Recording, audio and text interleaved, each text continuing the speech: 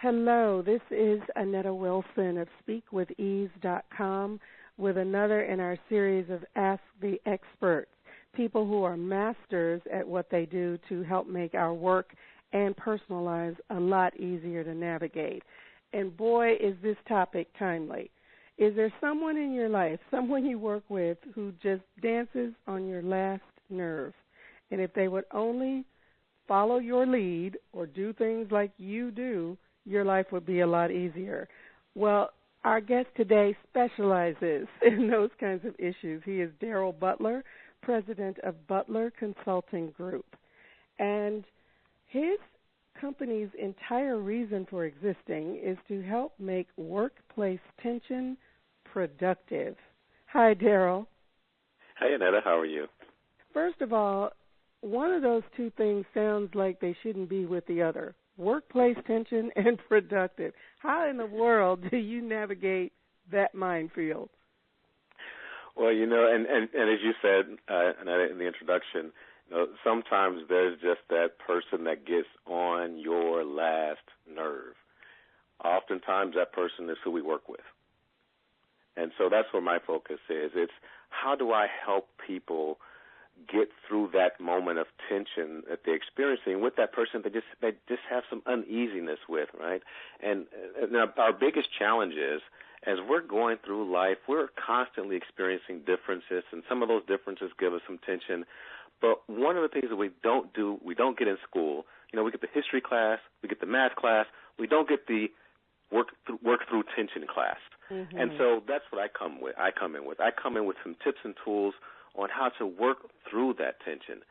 We'd like to eliminate it. We'd like to get rid of it, but we're probably not going to make that happen. I haven't seen the ability to just eliminate tension across life. Yeah, wouldn't that be great? Yeah, wouldn't that be great? Then my job would be easy, and I could go off and do something else, right? Yeah, you could own an island somewhere if you could figure that one out, Darrell. Exactly. I put it in a bottle. I put a pill in a bottle, and I'm set. You're not a novice at this. You were director of work environment for Merck and Company, where you led the diversity and work-life initiatives for their entire sales and marketing division in the United States, in Latin America, and in Canada. So you really had a trial by fire to become the expert in this particular area, leveraging diversity and professional development.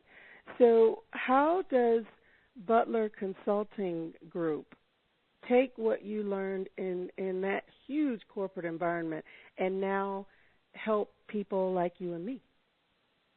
So the beauty of getting my training ground in such a great organization like Merck at a time when, to your point, the waters were not fully charted yet. This was in the mid to late 90s.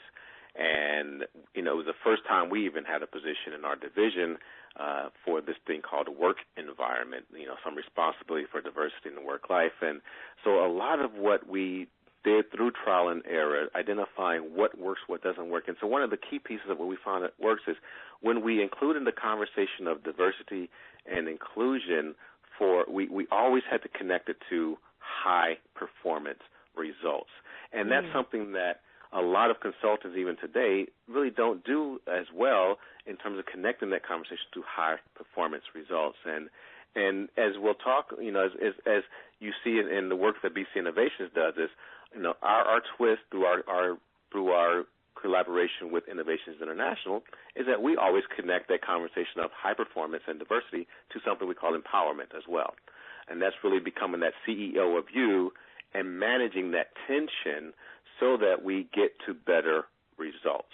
And we need to tell everyone where to find you on the web. It's empowered.inclusion.com, empowered.inclusion.com. Darrell, the whole conversation about diversity, do we still need a focus on that? Aren't we past all of that now?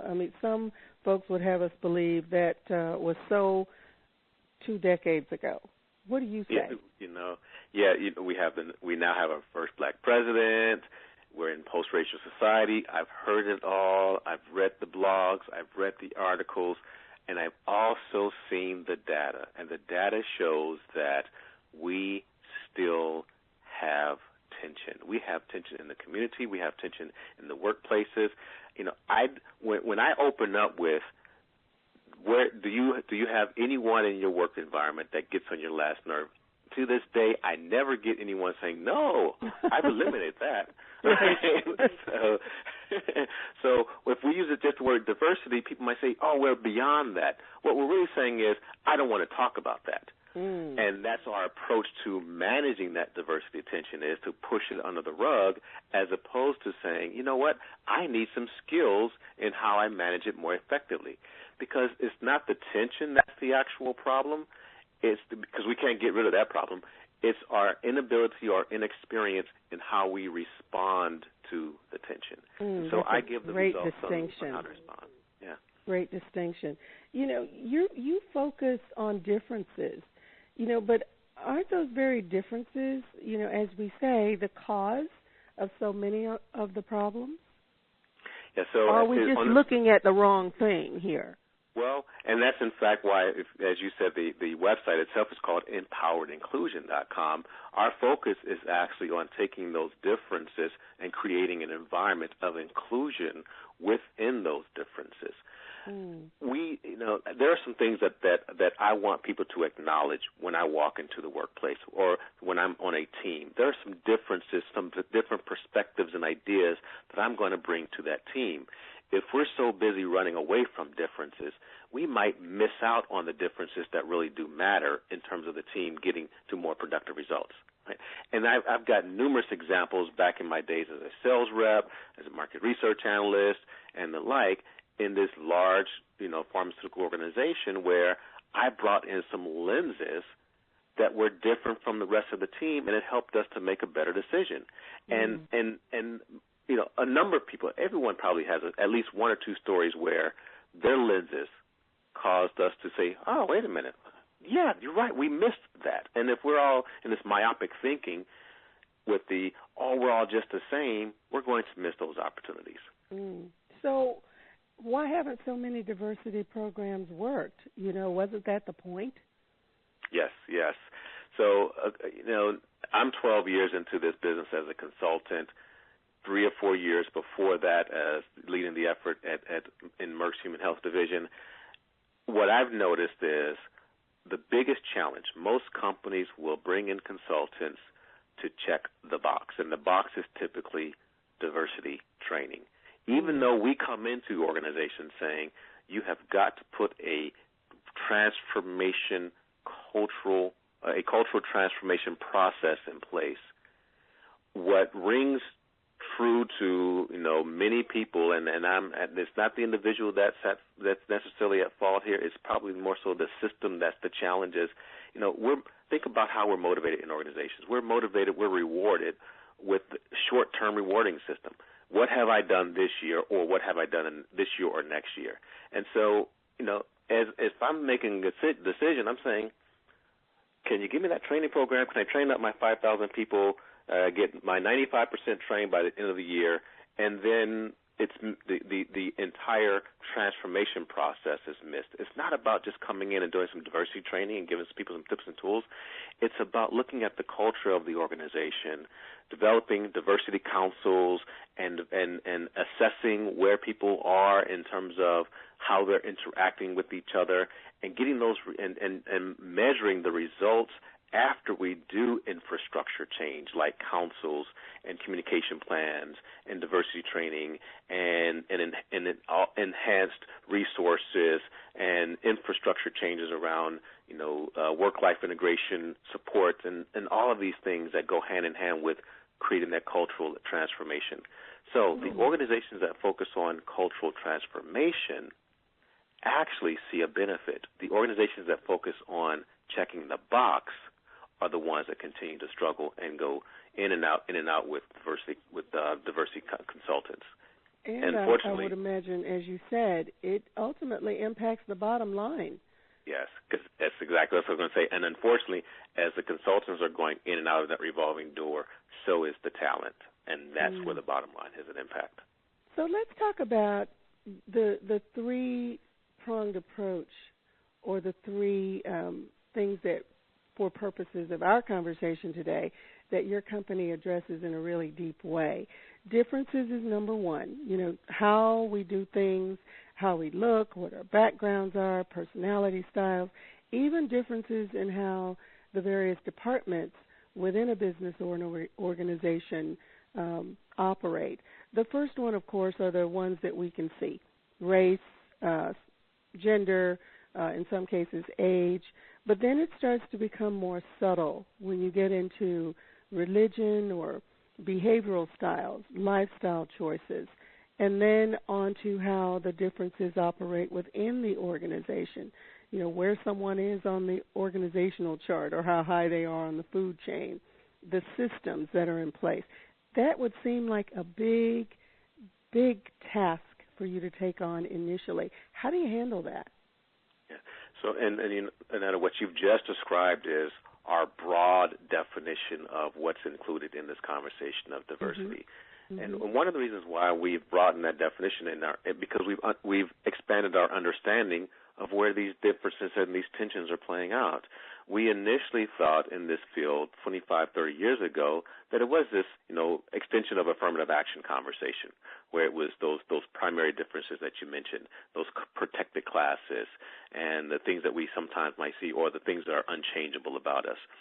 But what we've realized is, no matter what the differences are that we have to manage and that sometimes create tension, one thing by expanding that definition is it gets everyone on board, right? So as people come into a conversation around diversity and inclusion, half of the people will probably not want to be in that conversation, at least half, probably more, right? Mainly because they don't see a vested interest in themselves. Why am I here? This isn't about me. And as I go through those categories that you just mentioned, I get people to say,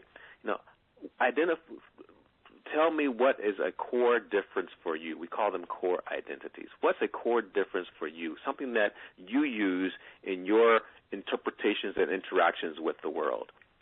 And anyone will be able to list at least 3 core identities. Mm-hmm. Those identities, that's diversity. That is the diversity that we're bringing into the work environment. That's the diversity we're bringing into our interactions with people. So now all of a sudden, I've got you on board in the conversation and included in the conversation of diversity because you have a difference that you're bringing to the table. And it's a difference that you like because it's your core identity. Now, that's really key. Your differences don't have to be a negative thing. Absolutely not. So now we're getting into, how people really live their lives based around the things that are similar and the things that are different.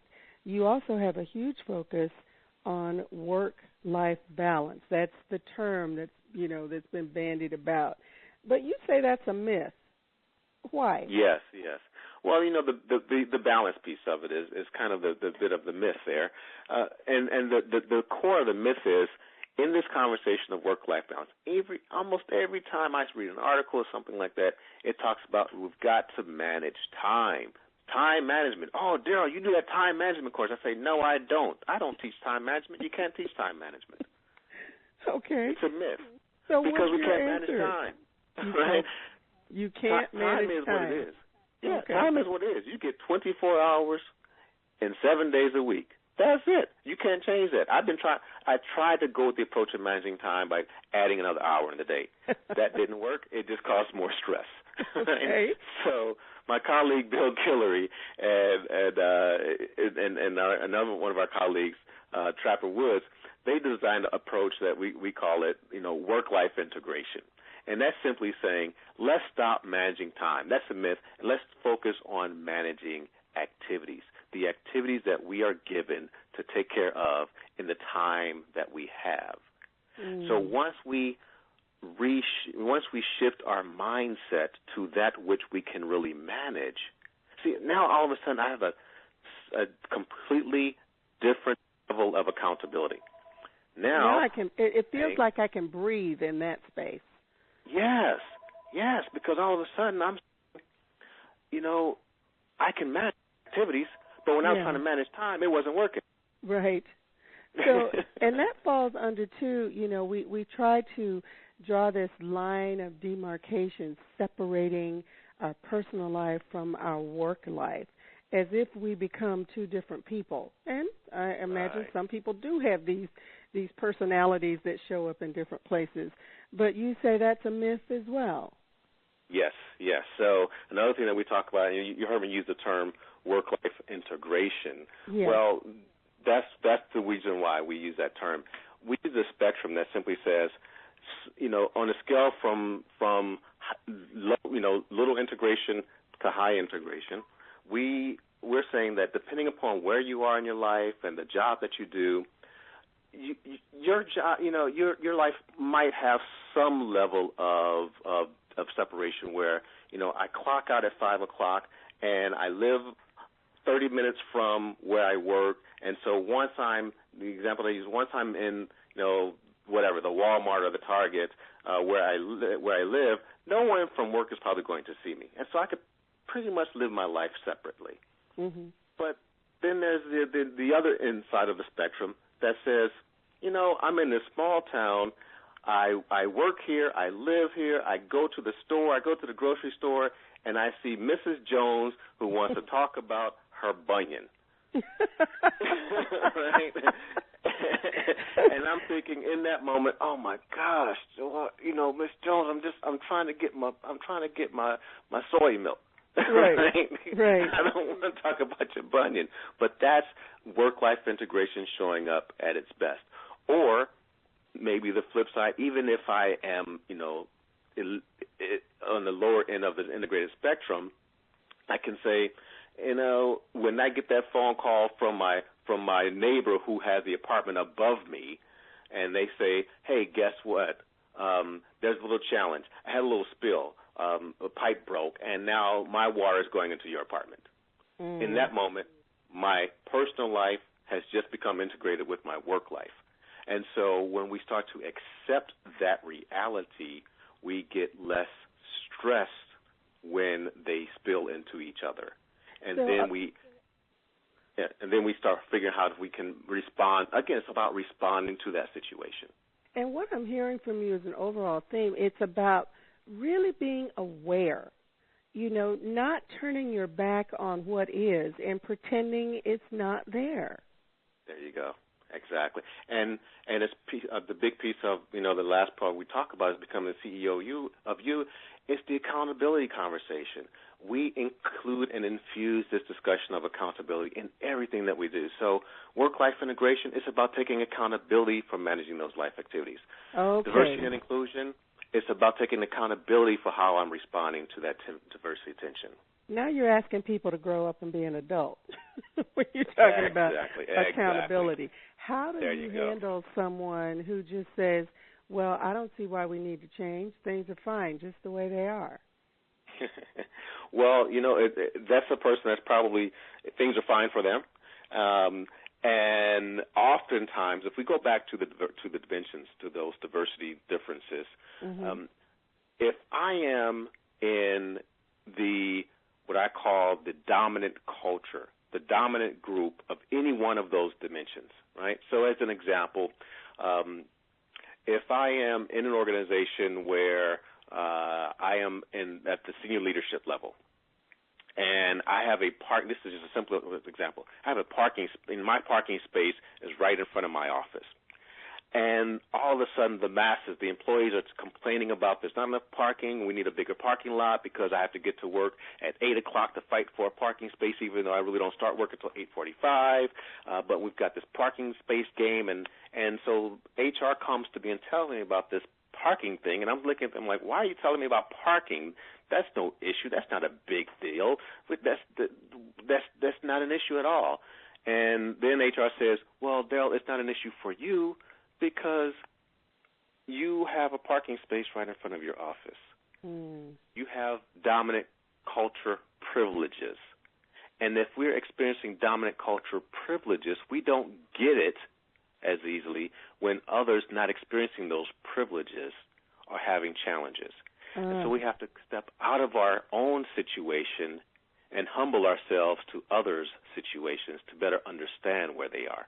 That's a great example. And as you were talking, I kept thinking about Marie Antoinette when the people were, before the French Revolution, when they didn't have bread, and she said, "Well, let them eat cake." Right. It's that kind of mindset.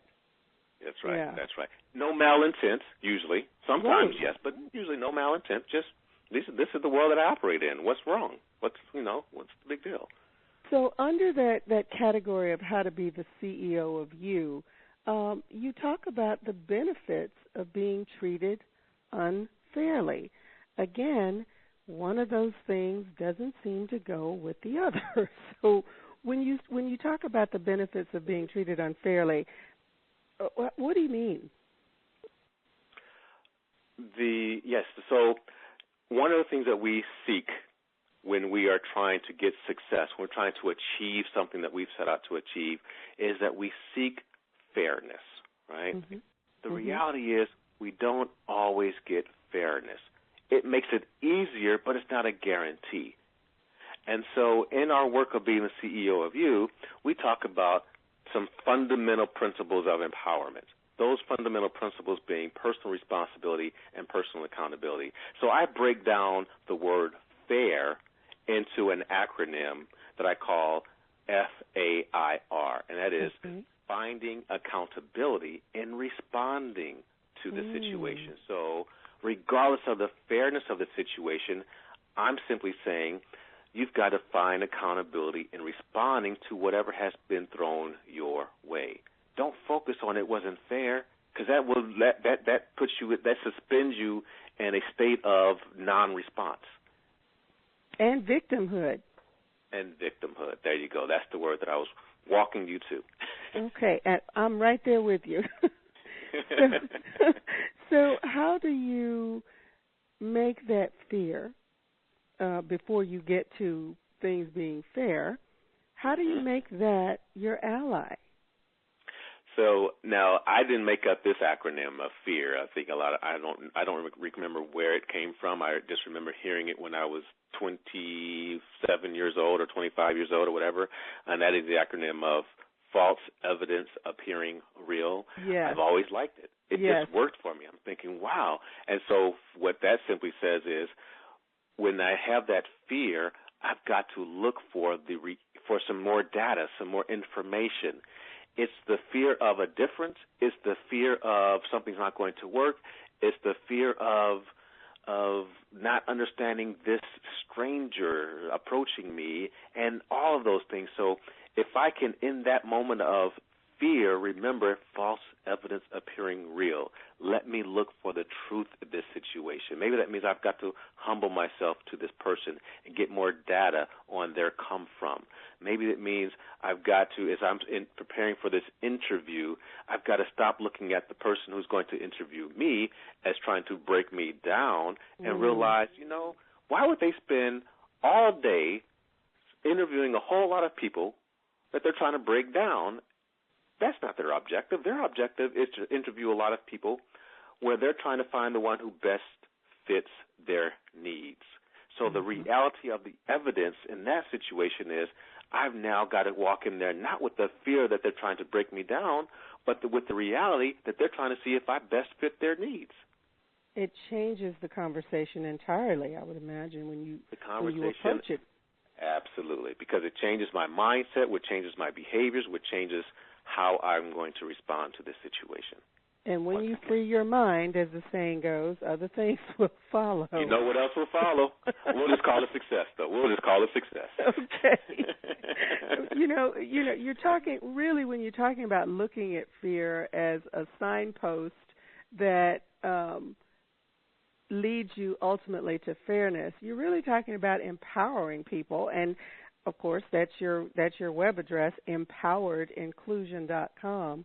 And we talk about empowerment, but why do so many leaders sometimes seem hesitant or afraid to give that to their employees?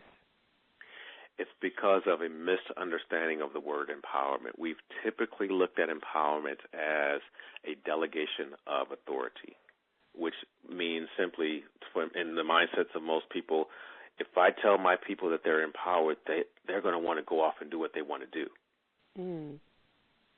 And we, from our innovations approach, we simply say empowerment is really, it's very much in line with your ability to do the job. It's your ability to perform at a certain level. So without that ability, without those skills necessary to do what it is you're supposed to do, I'm not even going to delegate that authority to you. And so most of the times when we see in an environment where people are not feeling empowered and are not empowered, because it's really not about a feeling, it's really about, am I empowered? Do I have the capacity to perform?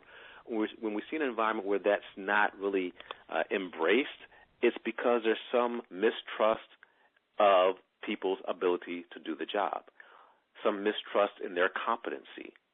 And so we focus with leadership on saying, let's start right there with building people's competencies to the level of at least to your expectation and preferably beyond. That's part of building an empowered environment. And another piece of that is managing through those differences that are going to come up, because it's easier for me to do that with someone who I'm comfortable with, because our differences have there's a lot of similarities in the midst of our differences that make us comfortable with each other. It's a little bit more difficult for me to do that when I have some tension with you because of some diversity. So once again, we see that diversity and empowerment become inseparable to creating this high-performance culture.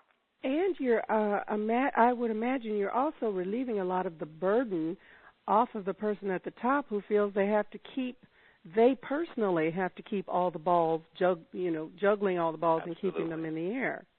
Absolutely. I always give the analogy, if I'm leading a team of 12, let's say, I want to be able to go on vacation and not worry about the house. Mm-hmm.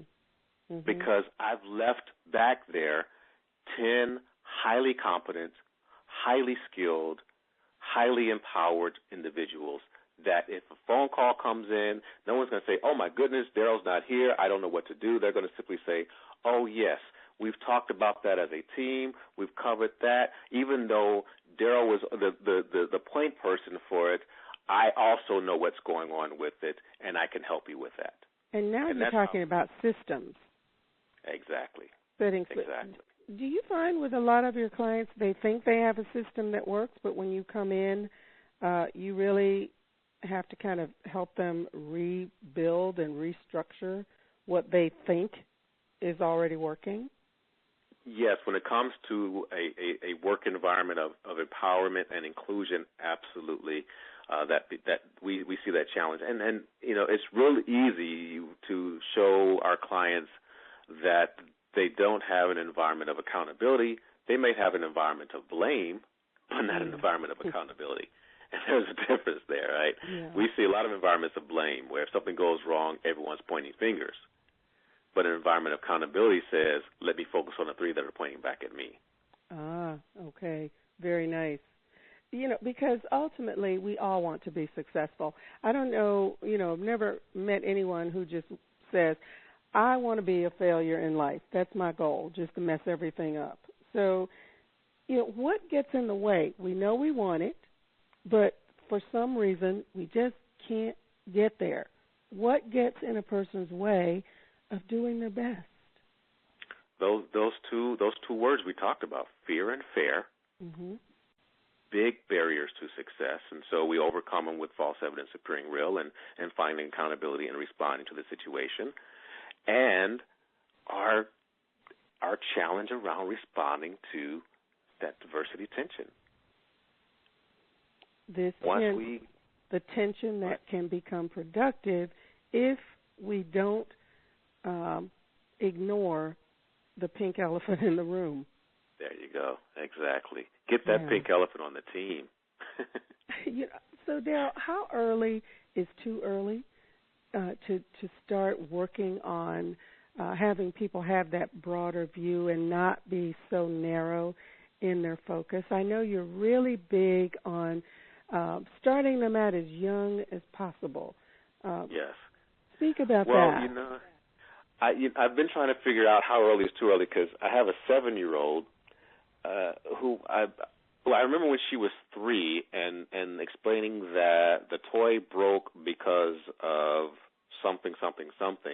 And I remember telling her, I can't wait until I can take you through my empowerment class. Right. Now, at the age of 7, I'm just about to sign her up, but she's not quite ready yet. Okay. Well, I suggest you do it before she gets about 15 or 16, because then she's right to have a problem. Right.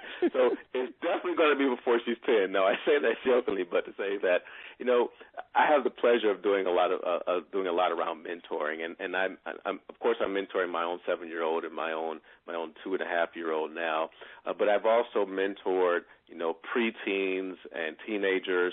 And especially at that age, that preteen, the teenager age, what I'm trying to do is I'm trying to instill these principles of responsibility and accountability for success, of managing through differences and responding more effectively through differences, so that they don't have to get reconditioned like so many of us have to do now in our adult life when some consultant like me comes through the organization and you're sitting there at the age of 30, 35, 40, maybe even 50, 55, and saying, wait a minute, I wish someone would have given me this when I was 13. Mm-hmm.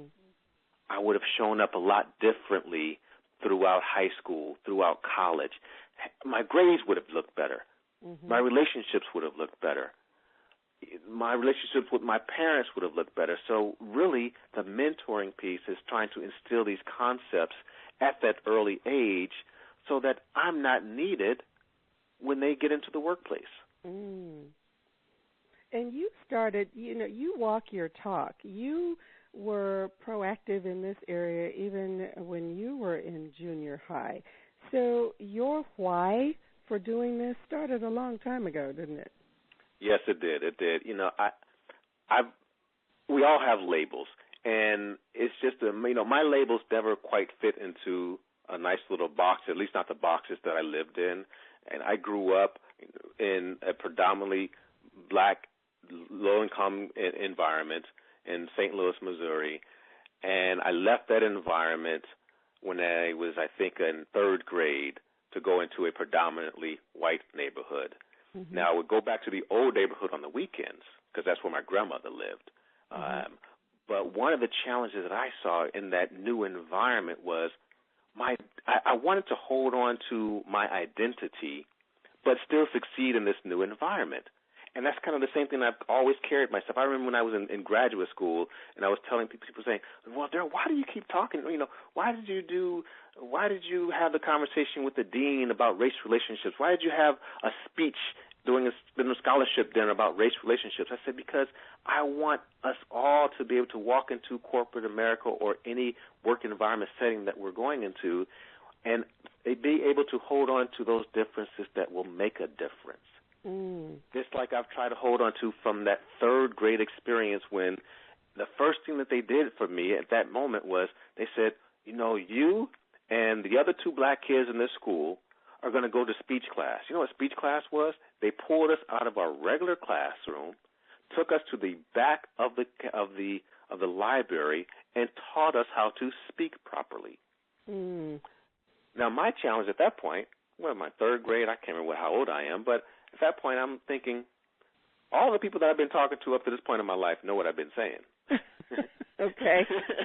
All you new folks all of a sudden don't know what I'm saying. Is the problem me or is the problem you?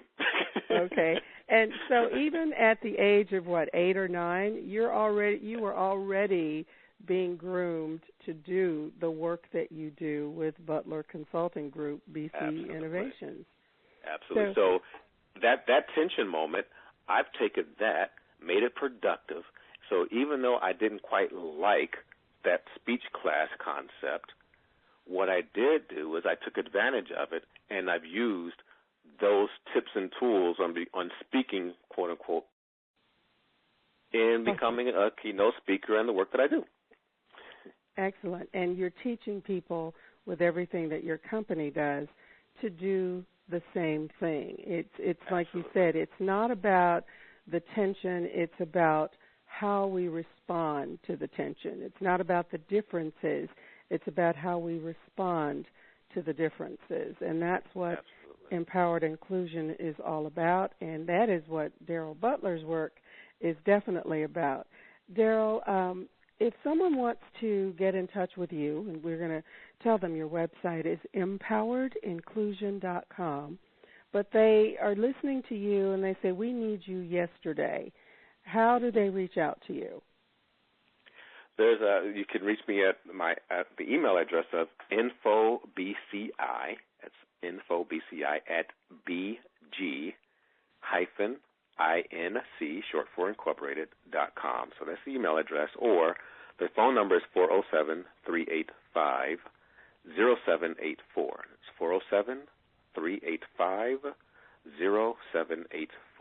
Excellent. So info, BCI, info Bravo Charlie Igloo at BG as in girl -inc.com or 407-385-0784. Darrell, you have certainly opened our eyes, and, I totally get now how workplace tension can be productive, because it simply means let's not ignore the differences. Let's find a way to make them work for us so that the bottom line, whatever that is for your particular company or organization, is robust. Absolutely. Okay, Darrell Butler, thank you for being with us and for empowering us and including us in this very rich conversation. Darrell Butler, info BCI at BG-INC, Butler Consulting, BC Innovations. This is Anetta Wilson, speakwithEase.com, and you've been listening in on another one of our interviews with the experts. Have a great day.